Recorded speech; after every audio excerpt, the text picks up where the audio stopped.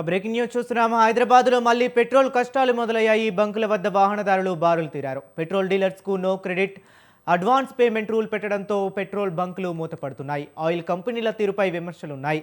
పలు బ్యాంకుల్లో no stock బోర్డులు దర్శనమిస్తున్నాయి.